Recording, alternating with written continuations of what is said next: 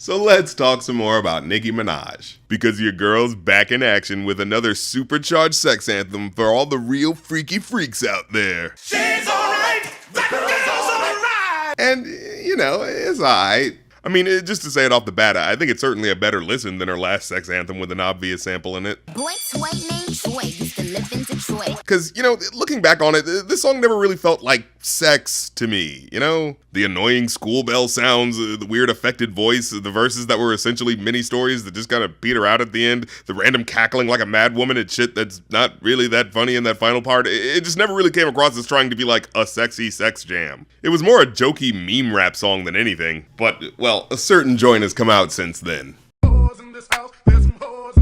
And it's basically become the new standard for which all raunchy sex songs are going to be measured against. Like, Anaconda was silly joke sex rap. WAP was, like, real sex. I wanna gag, I wanna choke, I want you to touch that little dangly thing that's swinging the back of my throat. Like, HBO docu-series real sex. Hop on top, I wanna ride, I do a giggle, running inside, spit in my mouth, look in my eyes. We're living in a post-WAP world now, so in this day and age, if you're making a song called Super Freaky Girl, you better not skimp on the nasty. One thing about me, I'm the baddest alive. He know the prettiest bitch didn't come until I arrived. So we start off okay with her setting the stage as the baddest chick on the scene. I don't let bitches get to me, I fuck they man if they try. And oh man, you better not fuck with her, she'll pull a salt and pepper on your ass. I'll take your man. They can't be Nicki, they so stupid, I just laugh when they try. Then it's like, oh, wait, didn't you already say a better version of this line like just a second ago? You already said that rhyme and the general I'll do blank if they try to come at me phrase, so it feels like a bit of a step down to repeat the same sentiment but with a lesser comeback. Like, maybe if she said something like, if their boyfriends are hot, I'll fuck them, but if they're ugly, I just laugh at them. You know, that would heighten the badassery a bit. His ex-bitch went up against me, but she didn't survive. On applications, I write pressure, cause that's what I apply. Okay, see, that's at least some wordplay there. Although, it is kind of funny to hear her in any way reference applying for a job, because as a famous person, that's definitely something she has not needed to do in over a decade at this point. Can't fuck a regular guy, wetter than umbrellas and stickier than apple pie. Oh, now see, that's the freaky deaky imagery I'm talking about. More of this, please. Fuck is the T, I just F the G. Get him say, just ask Master P. And this is another good line. It's not the most brilliant thing in the world, but it's serviceable and it matches the tone the song's going for. If there were more lines like this throughout, it'd give it that truly freaky feel to it that would make me want to put it on my Sex Dungeon playlist. I mean, if one were to have a Sex Dungeon playlist, that's what I'd put on. That's what they would put on there. You know what? Let's stop talking about me. Hypothetically, let's get back to the song. What the fuck is this Chanel nigga custom down? Like what the fuck is same Burberry custom brown? Now see, we're already taking our foot off the pedal of freaky deakiness with this line. Like, sure, lots of female rappers have songs about exchanging sex for high-class comforts, but like, that's usually directly what they're talking about. But this specifically feels like she's complaining about the paint job on the bag she's getting. I mean, maybe the point is she's such a high-class chick, she's a stickler about the things she wants. But when she gets this specific about designer bags, it just starts to feel even more ridiculous to my not rich brain. It's like, no, not that super expensive stuff holder. I want the other more expensive stuff holder. The one with the designer color on it that makes the exact same materials of fabric cost $3 million more. It just makes me think, wow, man, you really just have this option, don't you? You really could just decide to get the bag with the less expensive design on it and use the rest of what amounts to pocket change to you to feed a goddamn tent city for a year. But no, you just had to have the specific color of brown, huh? Sorry. Like, I thought we were just gonna have a horny good time, but instead it's just kind of middling, so now all I can think about is the astronomical wealth gap between her and the average person. Look, it wouldn't be on my mind if she was doing a good job, alright? So, for those that don't know, BOLO is apparently an acronym for Be on the Lookout. So the line is saying, be on the lookout when I come through, be on the lookout. What a fucking waste of a line. So hard, just took a knee. Give me Rocky ASAP, nigga, worth the rate. And then there's a final throwaway line about the guy buying your jewelry, cause get it, ASAP Rocky bought Rihanna a ring, and it's so sexy, you guys. It's just oozing sexiness. Well, there is also a remix where she added an extra verse. Ooh, and it's called the Roman remix. That's her old alter ego, right? Well, let's check it out. Maybe it's just what the sex doctor ordered. Aspect to the max like TJ, BJ, but it's on the freeway. Oh yeah, now there's some more of those sexy sex rhymes I was expecting. F-R-E-K. Freck? What the hell is that supposed to be, the porn parody of Shrek?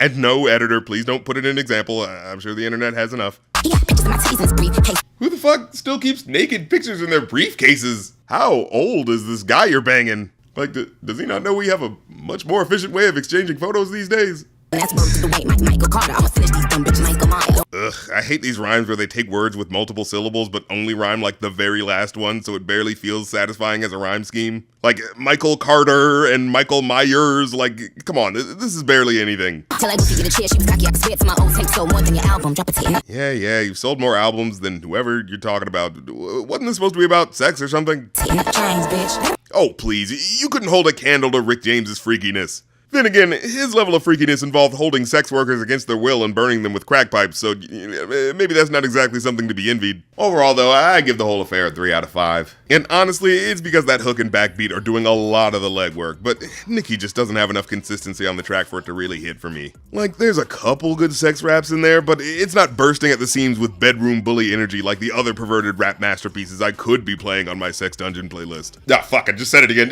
Editor, cut this part out! Well, let's kick it over to the feedback section, where if you donate on the $5 Patreon tier, you can leave a comment on what you think of the song I'm reviewing, for or against, and if I like what you have to say, I'll feature it in the episode. James Pitts says, I mean, it's alright, pretty much like I said. Just kind of feel like we've heard this song before, like she sampled Sir Mix-a-Lot with Anaconda, then came at us with a sample of Super Freak by Rick James for this one. I don't know if we needed it, but it's not the worst thing I've heard from Nicki. Flarbu says, her flow and delivery on this sounds like it could have been on Radio Disney. Goddamn. Very basic and uninteresting, and the obvious over-the-top sample and extremely raunchy lyrics has already been done before and better by Nicki. I think the song just feels really phoned in overall. But Life is Strange says, pretty damn good comeback single for Nicki. Really proud of her for being the first rapper in decades to have a #1 debut.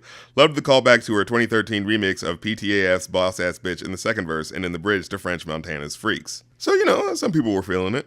Well, that's the episode. So, Nicki Minaj released this diss track in direct response to a song Meg released called Hiss at the beginning of the year, where she said, "These hoes don't be mad at Megan, these hoes mad at Megan's law," calling out the child predators and their affiliates that exist throughout the music industry, which it turns out wasn't going to be the only diss track to do that this year. Now, a lot of people have been rumored to be who she was talking about, but of course, most people just presumed it was a guy. However, because of Nicki having a brother and current husband who both just so happened to be registered as sex offenders, she was one of the big names people were throwing around. And it didn't help that not even an hour after its release, Nicki posted a snippet of the response she was working on, which included the lines, This little begging whore, talking about Megan's law. For a free beat, you get hit Megan raw. Problem was, Megan never even hinted that it was about Nicki Minaj. So for Nicki to hop on that line like that, it kind of seemed like, well, have you ever heard the phrase, a hit dog will holler? Well, this one was hollering all over IG Live and people took notice. Yeah, just for her to answer such a general line like that, it just in and of itself telegraphs the idea that you do think you're who she's talking about. So anything you say after that doesn't address that is only gonna feel like you're talking around that point. Is it my fault I got good vagina? Why the fuck is you humping on a minor?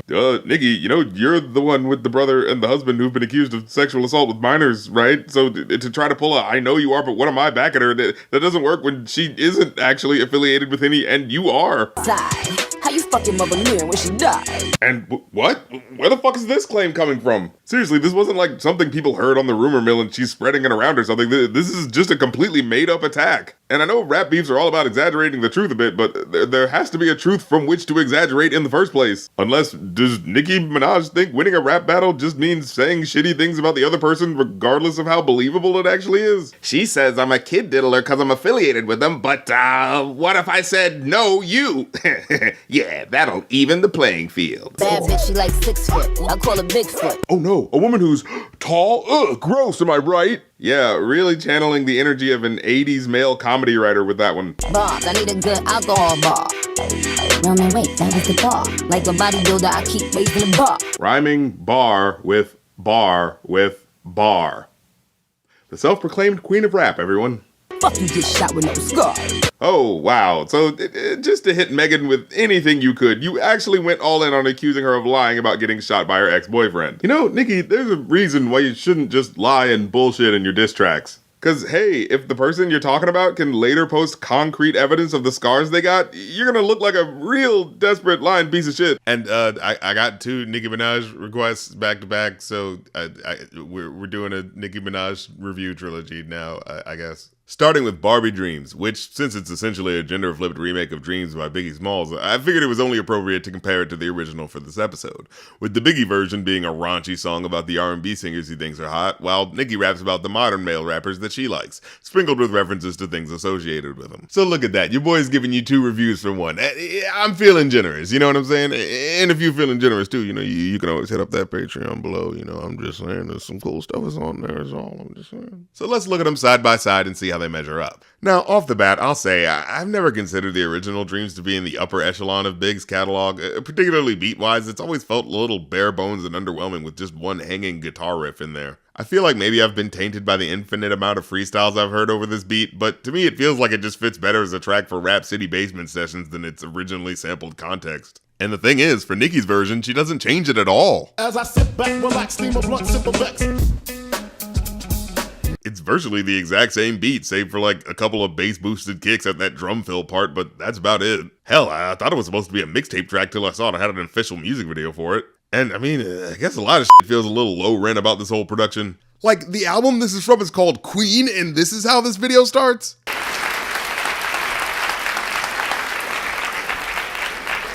Dude, the puppet is barely in the shot of your poor excuse for a Muppet Show parody. Point the camera lower, man. Now, I understand the original as well as the remake is meant to be taken as a novelty song, but, like, come on, let's put some effort in here. For real, look at some of these rapper puppets and tell me how many you think they got accurate. I tried to fuck 50 for a powerful album. Is that supposed to be 50 Cent? I'm not seeing the resemblance here. Meek still be in my DMs, I be having a duck. Dude, that is not what Meek Mill looks like. They didn't even get his facial hair right. The one with the logo on it, who's that supposed to be imitating? That's just some generic looking puppet.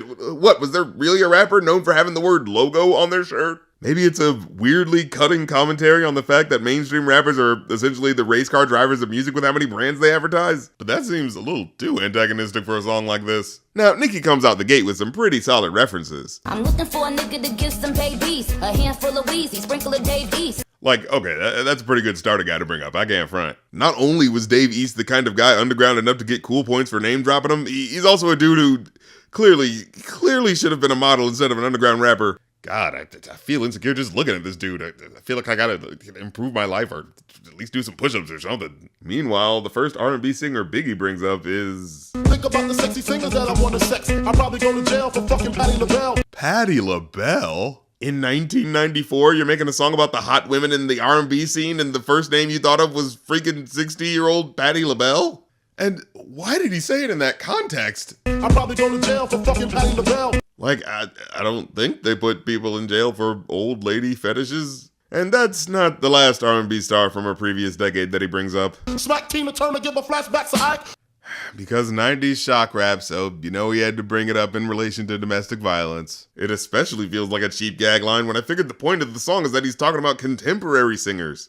At least when Nicki brings up old school guys, she makes it clear that they were high school crushes. I remember when I used to have a crush on Special Ed. That's right, kids. There was a rapper in the early 90s named Special Ed. And yes, that name definitely sounded as awkward then as it does now. You might remember him from a recent Worst Lyrics episode where he played a secret agent who threw an exploding message at his girlfriend. What a guy. Like Mike Tyson, he was biting my shit.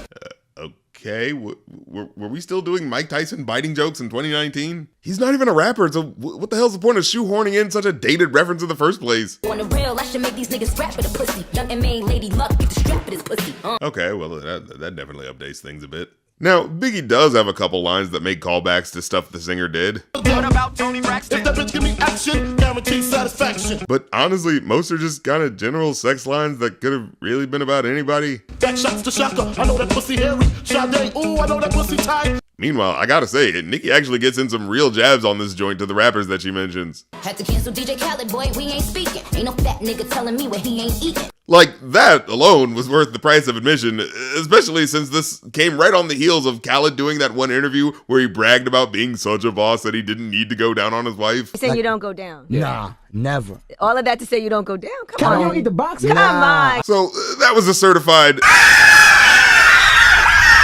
moment when this song dropped. All these Bow Wow challenge niggas lying and shit. Oh no, and this was another one. Oh, who could forget the time Black Twitter had a field day with Bow Wow's dumbass acting like he was getting on a private jet on the gram, only for another person on his flight to call him out, leading to a whole bunch of other fake doing it big memes. But for all those good ones, there still are the ones that are just kind of so-so. I tried to fuck 50 for a powerful hour, but all that nigga wanna do is talk power for hours. Like, man, really? You didn't even try for that rhyme. It's like 90% the same words. White G in the game with the hammer yelling gang gang. This ain't what I meant when I said a gang bang. Oh, wow.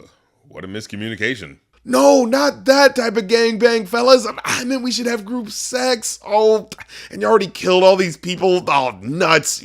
You know, I take the blame for that one. What with the whole pre-existing gang affiliation you guys have and whatnot. That one's really on me for not clarifying. Then there's lines in both songs that just feel a little too direct about the person they're mentioning. Meek still be in my DMs, I be having to duck them. I used to pray for times like this. Face ass when I fuck them. Like, Meek and Nicki had actually dated and broken up by this point, so that just rings a little too personal there. Then, of course, there's this one. Drake worth 100 million, always buying me shit, but I don't know if the pussy wet or if he crying and shit. Like, damn, those lines were 3 times colder than anything these guys said to each other in their beef. That said, in the Biggie original, he makes mention of Mary J. Blige. Wait a minute, what about my honey Mary? I had a crush on you since real love. When I bust my nuts, I bust them one by one. So what's the 411 With that being a reference to her first album and 90s slang for like, what's the info on what's up between you and me, you know, that sort of thing. And it feels especially pointed here because it comes back at the end of the verse as a callback to Mary being mentioned like half a verse earlier. However, it does come off as a lot more playful, what with them being label mates, but also pretty cool friends-wise. So it's like, hey, maybe they were just tight enough to joke like that. Especially considering what I'd found out is that apparently Biggie's now infamous Who Shot Ya was originally slated to be a rap interlude on Mary J. Blige's second album,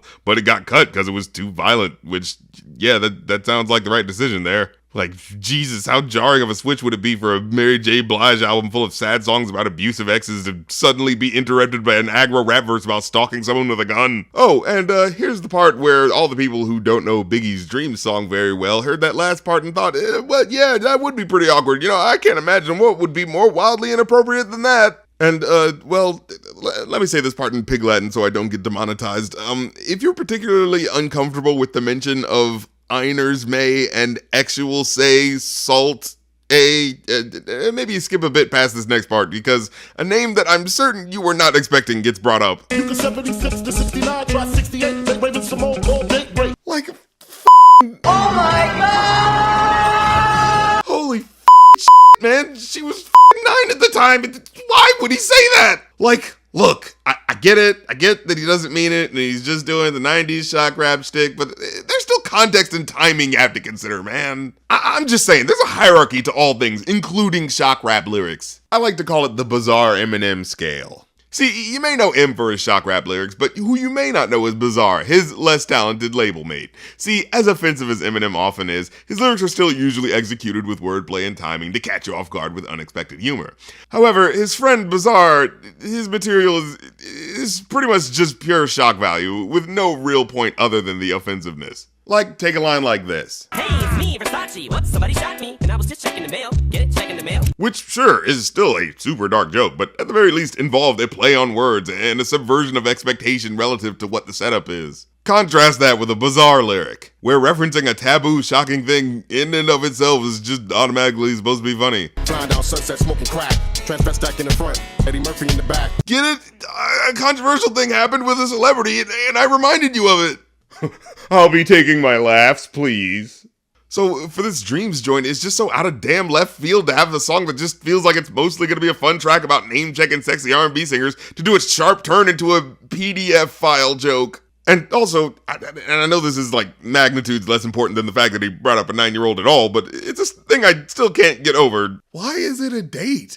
Like, am I really supposed to imagine Biggie taking a 9-year-old Raven-Symoné to a freaking Cheesecake Factory? You know what? I'd rather just stop imagining the scene altogether. Jesus, I feel like a bucket of squick juice is dropped on me every time I hear that line. Then again, the Nicki remake also has a bit of an uncomfortable reference in it as well. Takashi won the Minaj, I said Treyway. Oh man, speaking of celebrities I do not want to hear the rapper talk about sex with because of the gross relationship with Einers May. Curved them and went to Kim and Kanye way. Oh, thank God, okay, went with Kanye instead. Jesus, I can't believe there's a scenario where Kanye is the less controversial option, but here we are. But yeah, then the Nicki remix comes to a close. And then it starts back up again. You know I'm all about them dollars. I be supporting them scholars. I let them give me some brain, but he wanted me to ride it. With a different beat and a third verse that completely drops the concept. I ride it in the circle. I turn the phone in the Urkel. I go around and I'ma go down in slow motion. She also seems to drop the idea of rhyming at the end of the bars, but okay.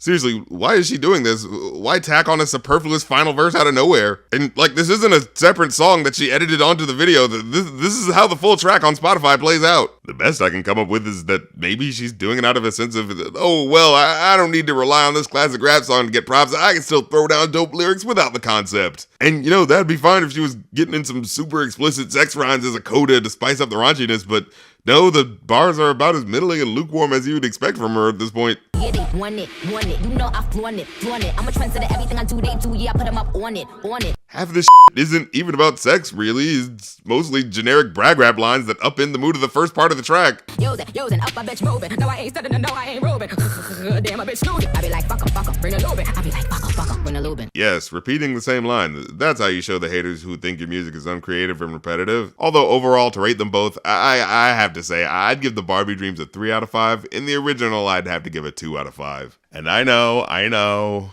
Scandal rocks the nation as self-proclaimed rap critic declares Nicki Minaj song better than deceased artist whose music has been preordained as unquestionably perfect. But I'm sorry, a good portion of the original is just kind of basic sex rhymes that could have interchangeably been about any of the other R&B singers he mentions. Meanwhile, Nicki much more consistently makes jokes that genuinely connect to the artist she's talking about. Now, they don't all land well, and like I said, that tagged on verse at the end really brings down the replayability value, but for the hits that do connect, they make the song an overall better presentation in my eyes. So for a while on the internet, this was controversial. Not the song itself, not any music or lyrics that people heard and objected to, no, just this, Nicki Minaj's butt. People were up in arms, apparently, declaring that it's not safe for work and that it's too racy, to the point where I couldn't help but feel like the reactions were somewhat planned. Like, they planted articles drawing attention to the cover art. I mean, it has to be that, right? I mean, just to have her fans rally around her in support saying, F the haters, you go girl, show off your natural black beauty that has obviously been digitally lightened and augmented for the purpose of looking attractive to an audience of men who couldn't give a damn about her artistic integrity. Girl power! But for real, is anyone actually offended by this? Is this new? Are we really shocked by Nicki Minaj using sexuality to sell her music? I mean, call me a hipster, but I was kind of through with this a couple of years ago when she was talking about boobs, lot of boobs. Yeah, after a line like that, you're no longer trying to be respected as a rapper.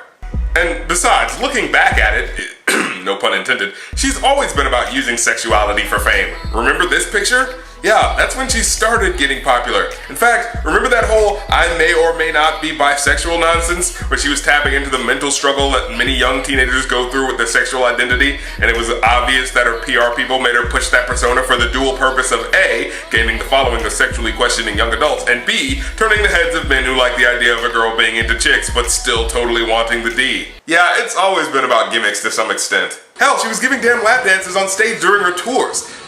But if I were to play devil's advocate and try to validate these claims that this is the cover that went too far, I'd probably wager that it relates to the way she's blatantly presented. The fact that in this cover, she's not coming to you as a rapper, she's coming to you as her butt. In this picture, she's not the individual Nicki Minaj anymore. She's just another one of the millions of pictures of eye candy showing us their backsides. Because she's just another video hoe, and we all know the only thing we really want to see is your ass, Nicki, so stop talking, face the front of your body away from me, and show me the true reason why we give a damn about you.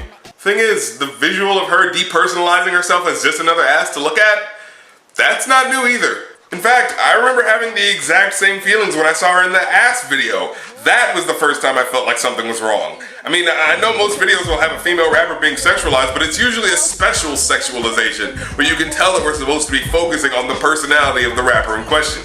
Here in this elongated segment of her shaking her ass, there was nothing unique about her. It was face away from the camera, ass out, just another video hoe in the shoot. So even the aspect of her being treated as run-of-the-mill sex candy, this is not new.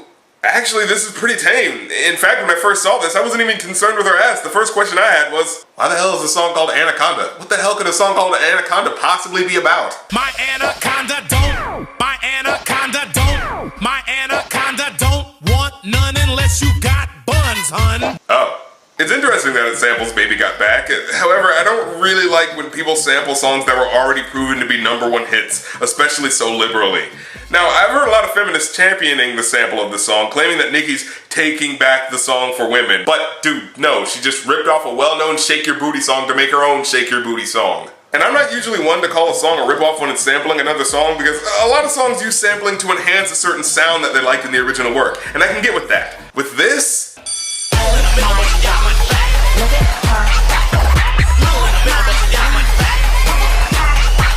nothing is really done with the beat work that enhances the music. They just layer annoying, unnecessary sounds over the sample so much, it makes you just want to go listen to the original. All of these sounds just get on my nerves. And not to mention the most annoying sound they use on this track, Nicki Minaj. I wasn't exaggerating. Nicki, nothing is that funny. What are you even laughing about? He loved his fat ass. You sound like a supervillain who just hypnotized and trapped someone with your butt cheeks. Is that where the pro-feminist message comes in? But that's near the end of the song. The first part of the song is her telling a couple short stories about guys she used to have sex with, both of whom sold drugs. Boy toy named Troy used to live in Detroit. Big dope till the money, he was getting some coins. I let him hit it cause he slang cocaine. Just straight up, no shame. I had sex with him because he deals drugs. Okay, look. I know a lot of rappers embed themselves in the drug culture, and so she aligns herself with it too, because, you know, the drug game is cool to everyone nowadays. But my problem is that she doesn't paint herself as an active agent in any of this drug activity. And yes, the drug dealing business is a shady profession with people of moral ambiguity that you should not look up to, but with any businessman, legal or illegal, there's always the illustrious draw to them. A certain respect for anyone who's worked their way up to where they are, who climbed through the rungs of an industry, no matter what type it was, and has put in work to make a comfortable living for themselves. As a culture, we respect that. We see the wit and intellect behind men like Don Corleone, Walter White, and Frank Lewis, and many rappers want to emulate that lifestyle because of the respect of their hustle. Nicki Minaj in this song does not play the person who worked her way up to the top. No, it's quite apparent that she's playing the role of the 2-bit materialistic floozy who bangs her way into the lap of luxury. And, well, you're not supposed to look up to Daisy Buchanan from The Great Gatsby, you feel me? Now, if she was talking about being the queen pin in this whole thing, and that she was the one putting in work, and that she was a sugar mama for some young guy that she used and tossed to the side, I'd be like, okay, you're switching it on him, and you're showing that it's no thing for a woman to be in control of things. But this is not that scene. She's portraying the drug dealer's airheaded plaything, right down to the cutesy childlike voice and seeming dismissiveness of his terrible actions, as long as he has a nice house and gives her pretty shoes. Was the shootouts with the law, but he lived in a palace. Bought me Alexander McQueen, he was keeping me stylish. And throughout the song, she keeps telling you about the freaky sex she has with these guys. He twists my salad like his name, Romaine. Which is there to make you see her as a sexually liberated woman. And hey, I get it, it's about doing to men what men do to women in rap songs. But then her supposed female righteousness is quickly followed by her telling him to buy her clothes. And when we done, I make him buy me Romaine. I'm on some dumb shit. The premise here is pretty straightforward. I had sex with him and now he owes me clothing. Now look, I know that I'm a man. And as such, I can't be the one to say what ultimately is empowering for women, or even that she has to make songs that empower women. But geez, I'm not asking her to be Rosie the Riveter or anything, just to be her own damn woman, or at least portray herself as such. It's not like she isn't a businesswoman who's been making power moves in the industry. At least I thought she was until I hear songs like this where she talks about still being reliant on men. This just feels lame and ultimately pandering to a crowd that just wants to hear sexuality is the only way a woman can have any semblance of dominance in the industry. Now, maybe I say this because I think the song is being sampled by a male rapper in the early 90s who was at least being controversial with his message back in the day.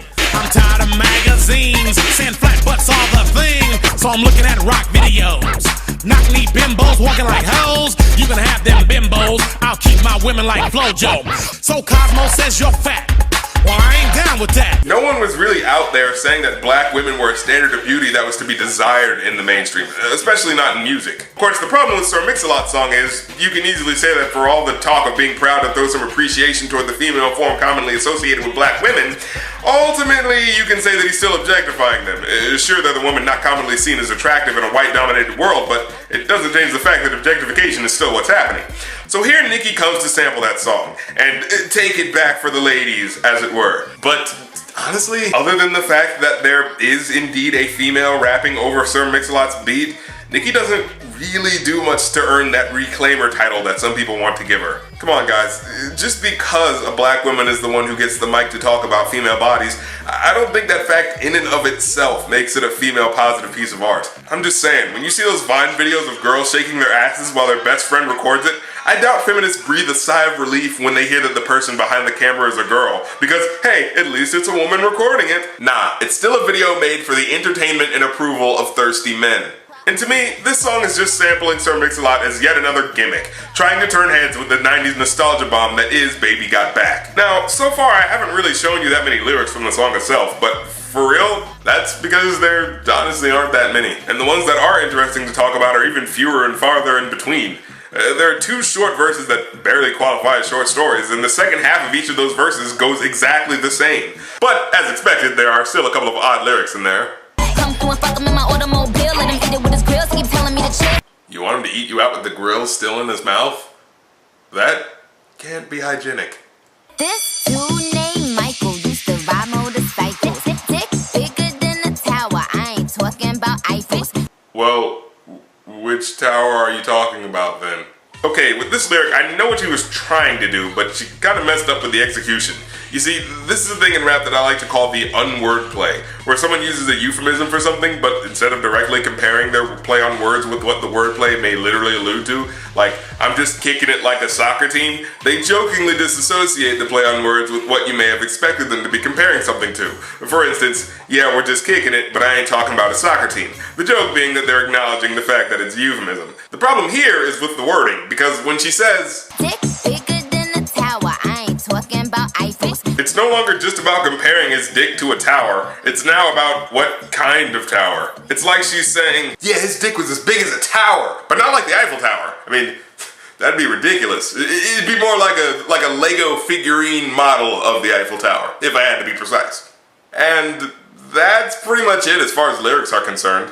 After about the 2-minute mark of this 4-minute and 49-second video, there are no more new lyrics that aren't just repetitions of the chorus or the bridge. So the second half of this song is just playing different parts of Baby Got Back with annoying sound effects. That and an unnecessarily long outro where Nicki Minaj just kinda rambles. This one is for my bitches with a fat ass in the fucking club. I said, with my fat ass big bitches in the club. Dude, just end it. I wanna see all the big fat ass bitches in the motherfucking club. Dude, just end it. I got a big fat ass. Dude, even the engineer's trying to cut you off. End the song. End the song. End the Overall, I'd give this song a 0 out of 5. I was thinking about giving it a 1 since the verses are mercifully short, but...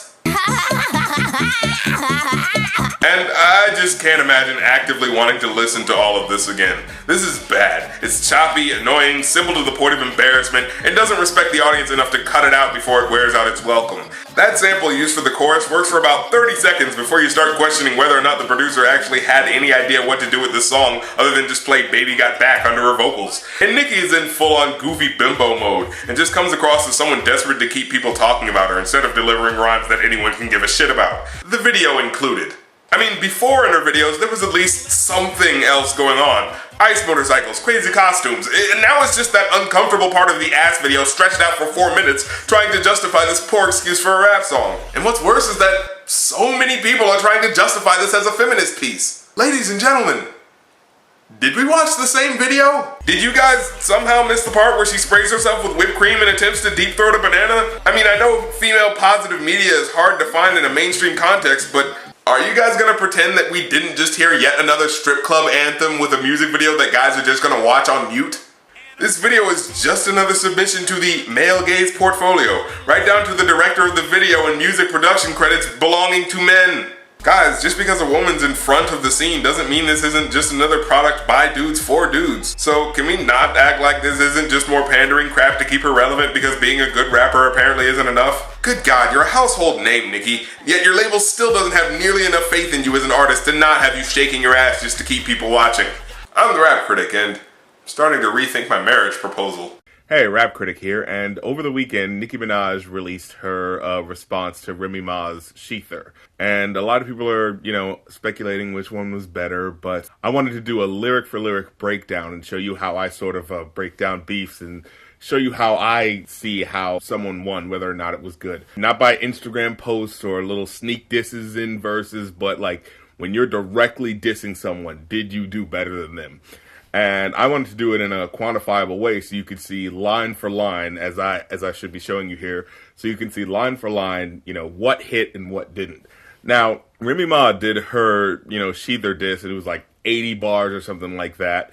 Just going at her, no chorus, no break or anything like that. And a lot of people would say like, oh, well, that one's definitely better because it had more bars. But that's not necessarily true, at least with how I'm rating it. I rate it by percentage of how many lines were good versus how many lines were bad.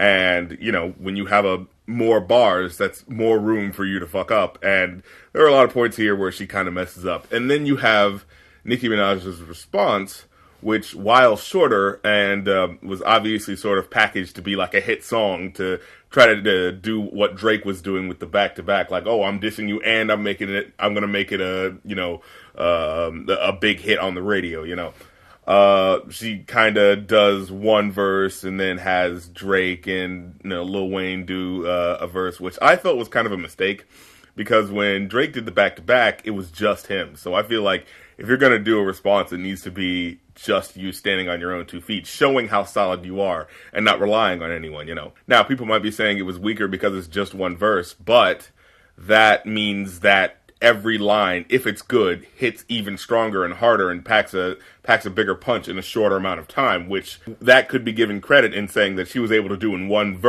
short verse, what, Remy Ma was able to do in a whole song. So let's see line for line which one is better. Now, Remy Ma honestly starts the strongest.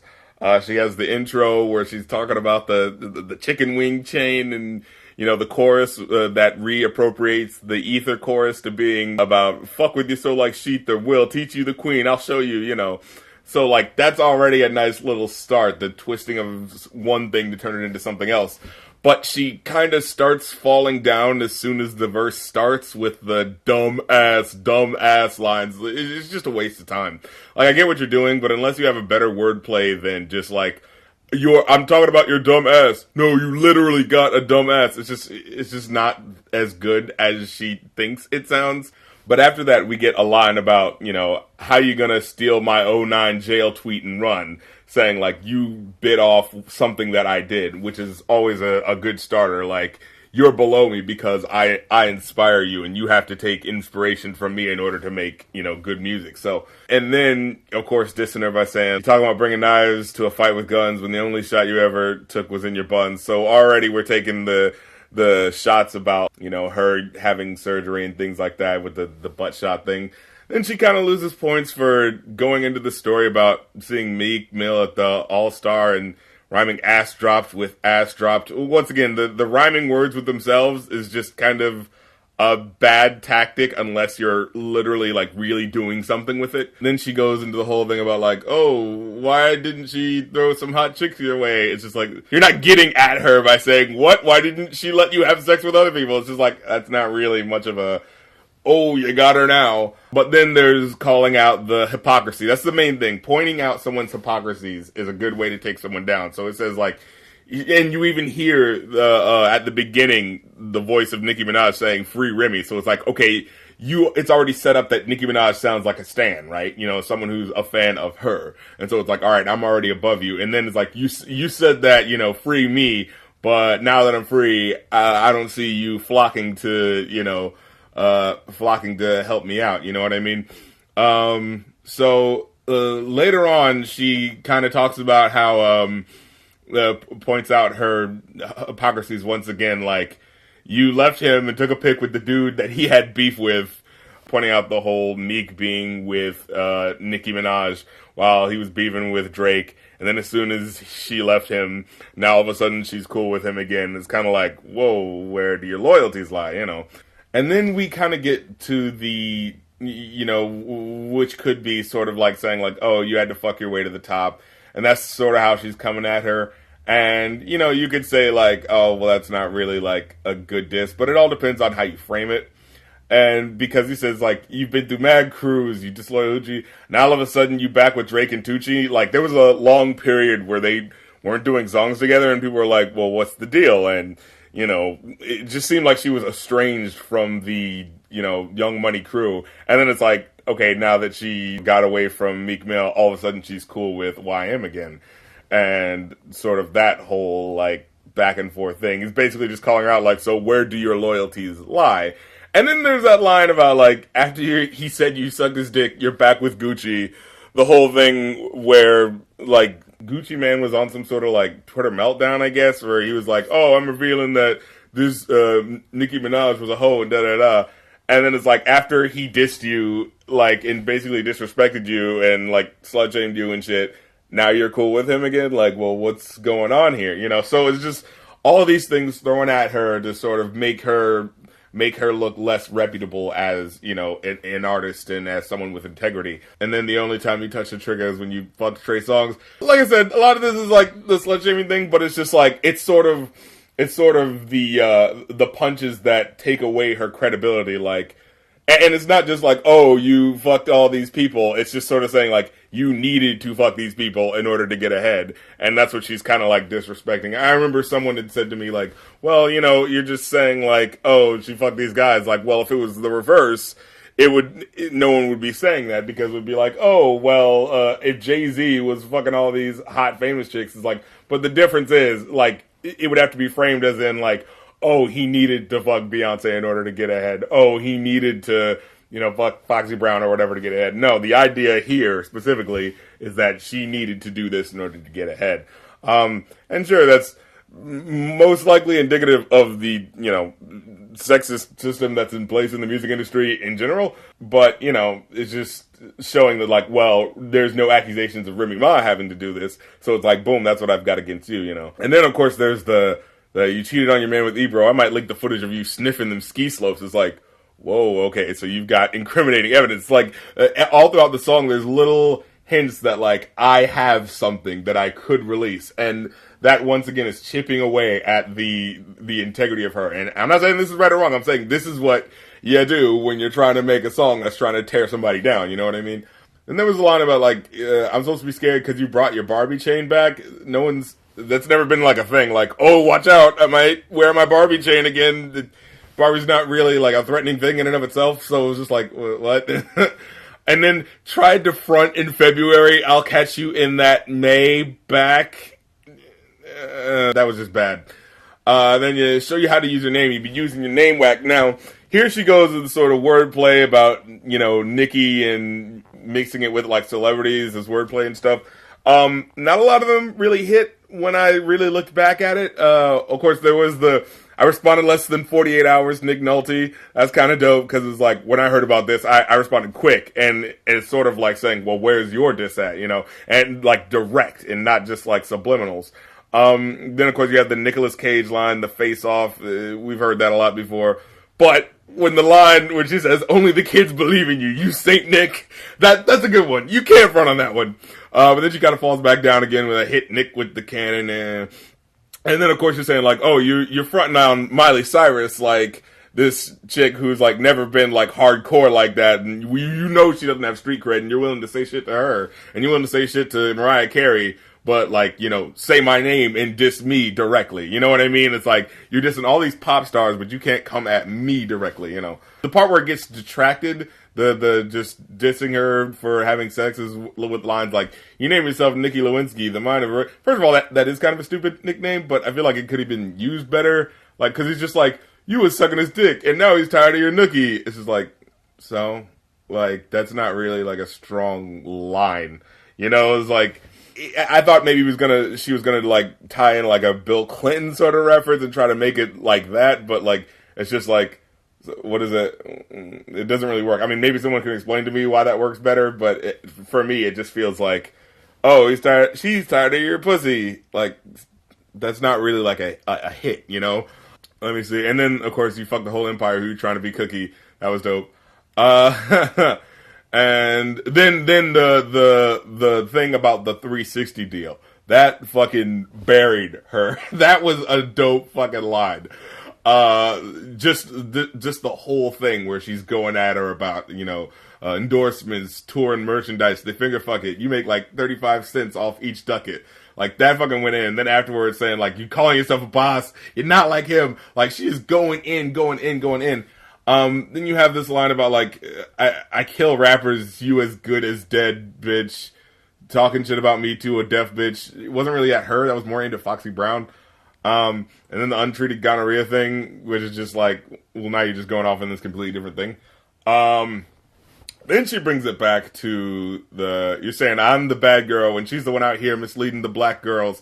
All these fake asses influenced by that girl dying from botched surgeries, which is actually a thing that's been happening. People have been doing ass shot injections, and people could say that Nicki Minaj is sort of like the one riding the wave on top of the ass injection thing, despite it being a really dangerous sort of thing, and despite people really dying from it. So it's sort of like she's putting the blame on her, being like, all these people trying to be like you because they know that you got injections and they're suffering the consequences for it. Just like exposing how she's a bad influence, right? And then she goes into guess who supports a child molester? Nicki Minaj. And she goes into the thing about her brother. And I remember when that news first broke, I was like, someone's going to use that against her eventually. And it's going to suck so bad because how the fuck are you going to come back from that? And, yeah, this definitely happened. So, and then there's the line about, I guess that's why they call you Barbie. You was next to Ken. And I was like, wait, is her brother's name Ken? That doesn't really make sense. Like, I get it, next of kin, but that's not really, like, related to why he's a pedophile. Like, it doesn't make any sense. Why didn't you help your bro hide his cum from forensics?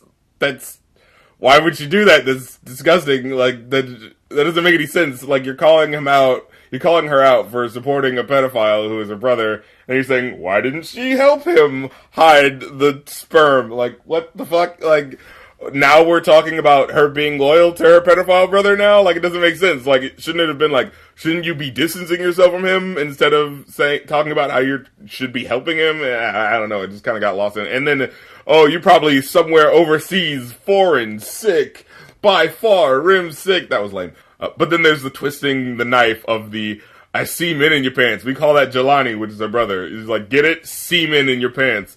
And a bit of a devastating line because there was apparently semen found on this 12 or 15-year-old girl's pants that was her brother. So it's just like, holy shit, that was just fucking cold-blooded. And then she sort of twists the lines from the last really big, diss song, Drake's Back to Back, with saying, yeah, I got trigger fingers, you got bitter fingers.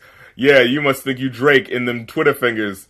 And sort of saying like, oh, you think you're going to come back at me, but nah, I'm already twisting what you're going to do, and I'm going to hit you first. And then VH1 Watch This, you just got bodied by a Love and Hip Hop bitch.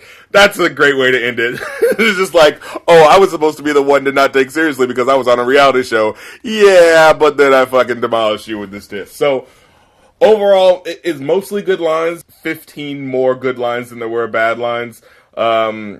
I add a +1 for like a really good chorus, but that's only if there's like a tiebreaker. 37 good lines, and overall it's 61% of lines that connected. So now let's get to Nicki Minaj's verse. I don't need no frauds. I don't need no drama when you call. It's just like, what are you talking about? Like, it sounds like you're talking about like someone being a fake friend, and it's like, I don't think that was the idea. I don't think Remy was supposed to be your friend in this situation, so I don't really know what she's talking about. And it's like, I took the price and I lift that bitch up, took the ice, let me lift my wrist up. Like, what are you referring to? You're just talking about, oh, I'm rich. Like, that doesn't really hit hard, If the chorus is more focused about, like, I'm about to take out these motherfuckers who aren't worth my time. Like, all right, boom, that could have worked. So then we get into our verses. The first 4 lines, complete waste once again. Throw your wrists up, all my bitches up, these niggas is pussier than what, all them dicks is up. She's not talking about anything.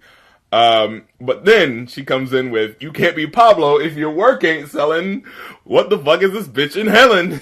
It's like, that's a pretty good fucking line. Like, you can't be, either Pablo Escobar or, The Life of Pablo, Kanye West, the whole thing. Basically dissing Remy Ma by saying, oh, your albums didn't sell. You're not as credible an artist because you're not, pushing these units like I am. So I was like, all right, that's a good sort of takedown line. You know what I mean? Sure, people could say like, oh, it's not about, sales, it's about skill. But if you use that skill to genuinely say something that is like, that really pulls for you, that's clever, I give you a point for that. Now, if you just said, I sold more records than you, it's like, well, that's just lame.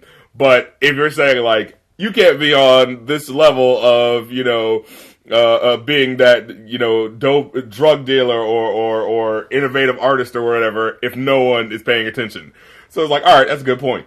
Now, then she has the line where she says, I would have helped you out that pit, you felon. I am the generous queen. Ask Miss Ellen.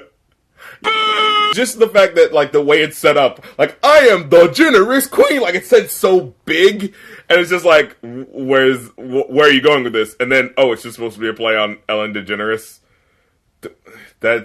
You showed her? No, that's lame, You tried to drop another one, you was itching to scrap. You exposed your ghostwriter, now you wish it was scrapped. And there's a lot of people saying that Papoose wrote some of the lines of Remy Ma's initial diss. And, there's credibility, you could say, because Papoose kind of has the thing where he's like, the play on words for someone's name. When I shoot at Nick at night, you won't understand it, da-da-da-da. So people are kind of claiming that that's really him. And so like, oh, you're talking about someone being a ghostwriter and me having ghostwriters, but people suspect that you have them too. So, that's kind of coming back at her. And then he says, then she says this line about, heard your pussy on Yuck, I guess you needed a pap. Which is just, like, it almost connects, but it doesn't work. Like, it's like, yeah. It's like, I get it, Papoose, but how is there, I don't understand how her pussy's supposed to get better with, like, it just doesn't connect. It doesn't connect in the way that I think she wanted it to. But then she goes, what type of bum bitch shoots a friend over a rack?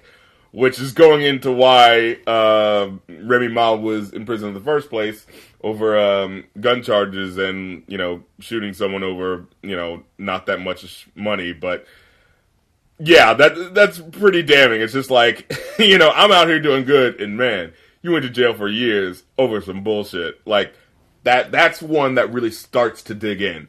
And then what type of mother leaves her son over a stack? It's just like, the sort of like, oh man, you fucking were willing to throw away years of your son's life over some trifling, like, amount of money. Like, wow. That's attacking at the credibility. That's digging in.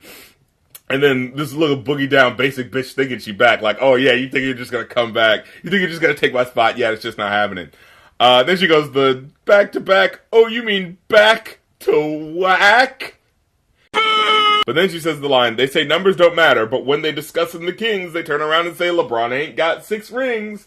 Which is sort of the reference to Michael Jordan and LeBron James and talk about how, like, well, he hasn't gotten the same status as him yet. And so you could be comparing that.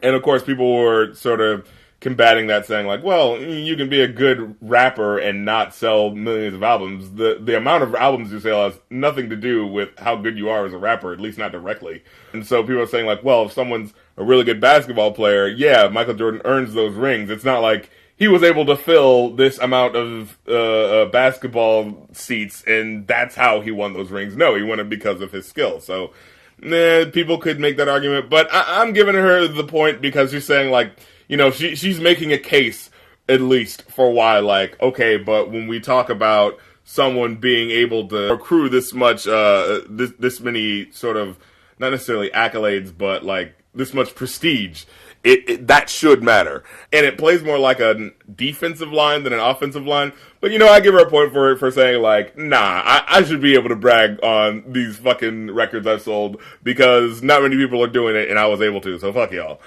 And then she says, I never signed a 360, which she did, so she's just lying, like that's an obvious thing that we can find out, like the whole thing about Remy Ma and having recorded footage of Nicki Minaj doing this and that and the third, like, we don't know that could be possible, like, but this 360 deal, like, we know that's true, we can find that out, and, but then she goes like, that's why Jay didn't clear his verse for your album, and that kind of harkens back to, like, people who just say things that, like, aren't relevant, like, she's saying, like, oh, you wild dumb. That's why Jay ain't clear his verse for your album. Like, oh, that's why you're ugly. Like, it just doesn't work as a diss because it feels too defensive rather than offensive.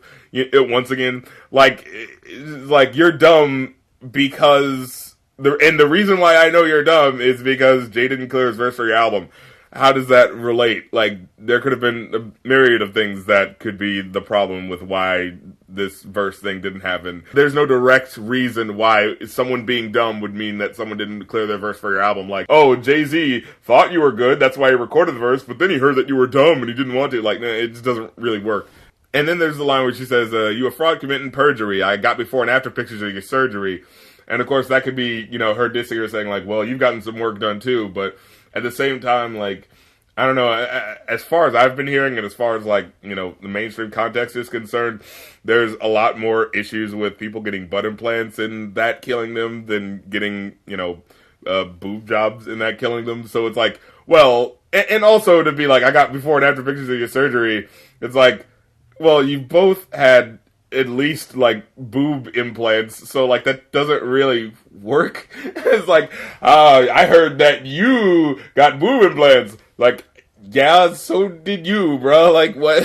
How does that, how are you coming at me? But, so on that, they're kind of evenly matched. But when you talk about the sort of like, oh, you having butt injections and you're supposed to be known for your butt, that's kind of funny, because, like, people don't really, like, laud her for her boobs, at least not as much. They're more about her butt, and so it's just like, oh, you have this big butt, oh, but it's fake. That's how Remy Ma's line hits her harder than Nicki Minaj's line about her boobs being fake, because, well, first of all, she's not really, like, known for her breasts like that. Like, Remy Ma, it's not like, oh, Remy Ma and those big boobs of hers, like, no one really, that's the problem with hitting at someone who's not, like, as commercially viable. You're not really going to be able to hit them with as hard of a thing on public image, So that doesn't really hit as hard. And then it's like, Ra took you to her doc, but you don't look like Ra, which once again, like, that doesn't really. And then left the operating table, you still look like Nah. And I guess you could give her a point for being the callback to the subliminal diss she did before, but I thought that diss was also kind of bad. And she's done that a couple of times where she goes like, I look like yes, and you look like no. It's too simple to be a credible line. Like, it's just like, really? I look like yes, and you look like no? Like, it's just lame. And like I said, the fact that she's used it before with that, I look like yeah, and you look like I'm a yes, and you bitches is a bunch of no's. It's just kind of a lame phrase. So overall, there's the minus point for vague, unrelated chorus, but I didn't take that away unless, once again, there is like a tiebreaker that needs to be done. There's more bad lines than good lines, unfortunately. Only about, as you'll see here, 33% of her lines really hit. So yeah, I'm going to call this one, Remy Ma definitely won this one by about 28%. She just had more hits. She just had more things that stuck, at least in my eyes. And then, of course, there's the disc that Remy Ma released a couple of days after this one. But until Nicki Minaj does a response to that one, I think, I'm going to call it for now. This is the end of round one. I personally don't care about things that people put on their Instagram, any petty shit like that. Give me the bars, and we can settle this quantifiably, see who really hit the hardest. So round one goes to Remy Ma, but who knows what'll happen. A lot of people are actually saying that Remy Ma's second song wasn't as good as the first one. So maybe Nicki Minaj will come back strong and we'll have another bout. But until next time, this is Rap Critic saying, if you're gonna diss somebody, take the time to do it right.